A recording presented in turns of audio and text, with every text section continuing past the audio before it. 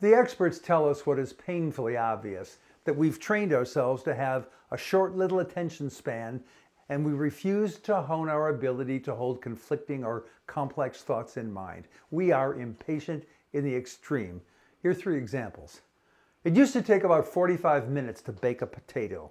Now it takes 4 minutes in the microwave oven, and we stand in front of the machine counting down the last 30 seconds, and maybe opening the door before it beeps because we just don't have the patience to wait those last 7 seconds. The online order that took 3 minutes for you to place arrives on your doorstep in no more than 2 days. We used to be satisfied with 2 weeks.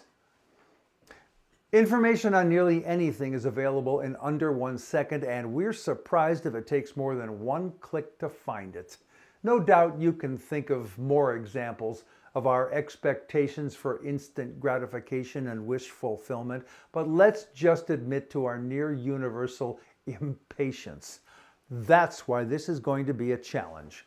That kind of behavior and expectations neatly delivers to us leaders who couch every issue as a simple problem with a quick binary choice of solutions, when in reality most of the challenges we send our representatives to solve are complex 3-dimensional puzzles that require holding complex thoughts in their heads and staying focused on task.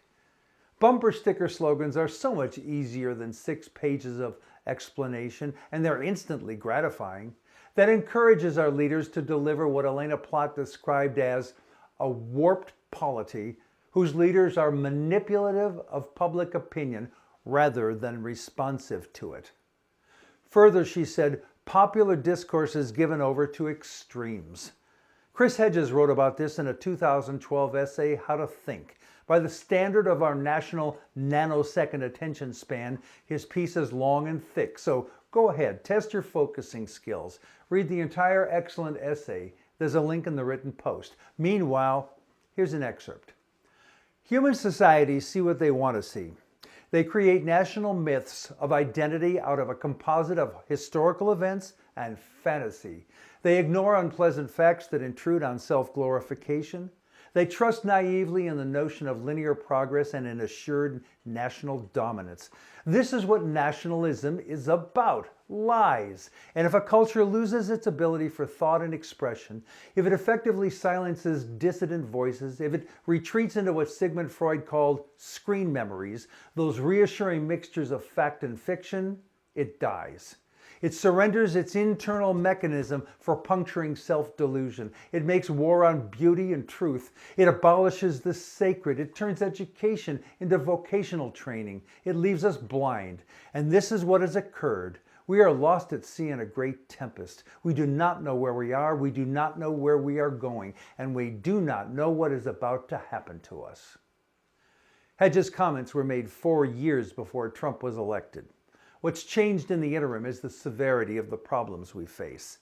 At the same time, we're ever more impatient. If Donald Trump has served a useful purpose for the United States, it surely is as a caricature of our acquiescence to ignorance and easy non-solutions to complex problems. Those things give us a chest-thumping sugar high right until the moment when reality arrives and we come crashing down. He's shown us daily what foolishness, greed, hate-mongering, and dishonesty can do to a nation. Perhaps the results of the midterm election indicate that we are beginning to see for ourselves what has happened to us. We don't like it, and we're taking action to redirect our country. Angry old white guys who long for a proud and pleasant but fictitious past are dying off. So my hopes are for our young to put their shoulders to the wheel and move this national wagon in the right direction. The Parkland kids are showing the way. They just received the 2018 International Children's Peace Prize awarded by Bishop Desmond Tutu. The millennials that represent us and the tens of thousands who've canvassed for candidates in this election are showing us the way as well. For them and us to succeed will require that we hold complex thoughts in our heads and stay focused. It means that now and then we will have to accept less than instant gratification. It means we may have to live with some level of disappointment and nevertheless stay the course. This is going to be a challenge, and it is our challenge.